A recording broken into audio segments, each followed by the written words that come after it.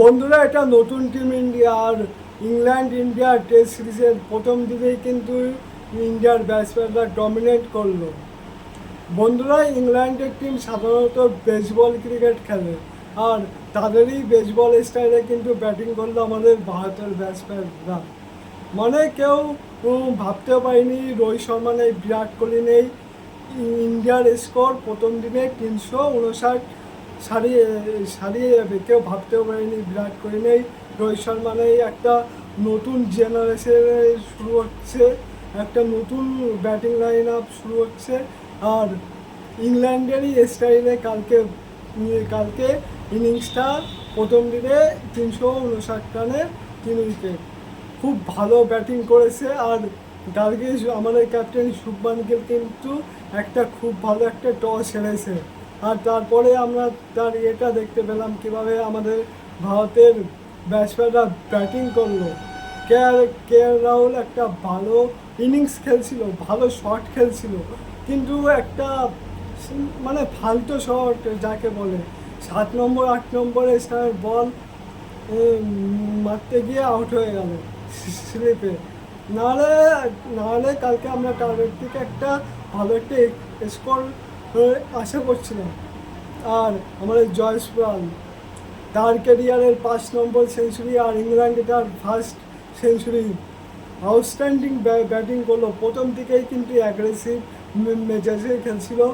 আর তার ব্যাট থেকে আমরা 101 রানের একটা ভালো ইনিংস দেখতে পেলাম। আর শুভমান গিল আমাদের ক্যাপ্টেন দারুণ খেলেছে, কোনো তার সম্বন্ধে কিছু বলার নেই, একটা ক্যাপ্টেন্সি ইনিংস। আর দারুণ খেলেছে শুভমান গিল, 127 রানে নট আউট। আশা করবো আজকে আরও ভালো খেলুক, তার স্কোরটা আরও নিয়ে যাক ইন্ডিয়াকে আরও ইয়েতে। আর সাই সুদর্শন প্রেশারটা নিতে পারেনি, শূন্য করে ডেবু ম্যাচে শূন্যতে আউট হয়ে গেছে, কিন্তু সাই সুদর্শন প্রেশারটা নিতে পারেনি। আইপিএলে ভালো ফর্মে ছিল, কিন্তু সত্যি মানে ভাবতে পারিনি কালকে ডেবু ম্যাচে 0 রানে আউট হয়ে যাবে। আশা করবো সেকেন্ড ইনিংসে একটা ভালো স্কোর করবে। আর ঋষভ পান্ট, মানে আমরা আগের ঋষভ পান্টকে দেখছি, কালকে যেভাবে ব্রেন স্ট্রোককে এগিয়ে গিয়ে 6 মারলো, দুর্দান্ত ব্যাটিং করেছে, এখনও 65 রানে নট আউট আছে। আর মানে এটা মানে ইংল্যান্ডের মাটিতে, ইংল্যান্ডের ঘরে গিয়ে ইংল্যান্ডের বিরুদ্ধে ব্যাট করা সহজ নয়, তাও একটা নতুন জেনারেশন। আর সেটাই কিন্তু করে দেখাচ্ছে আমাদের ভারতের ব্যাটসম্যানরা, আউটস্ট্যান্ডিং ব্যাটিং করছে তারা। আর ইন্ডিয়ায় এই মুহূর্তে 359 রানে 3 উইকেট। আশা করবে এই স্কোরটা 500 রানে ক্রস করবে। এখনও করুণ নায়ার আছে, জাদেজা আছে, শার্দুল ঠাকুর আছে, বুমরা আছে। বুমরা একটু ভালো ব্যাট করতে পারে। আর কালকে কিন্তু শুভমান গিল একটা মানে ক্যাপ্টেন্সি ইনিংস তার ব্যাট থেকে দেখলাম। আর শুভমান গিল ক্যাপ্টেন্সি ডেবু ম্যাচে বিরাট কোহলির পর কিন্তু সেঞ্চুরি করলো।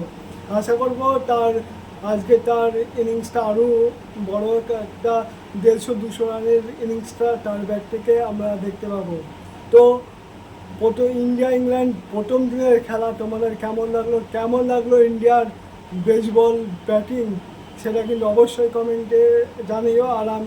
আর আমি ক্রিকেট নিয়ে ভিডিও করি, ক্রিকেটের সমস্ত আপডেট পেতে আমার চ্যানেলটিকে সাবস্ক্রাইব করে দিও। আর ফেসবুক থেকে দেখে থাকলে ফলো করে দিও।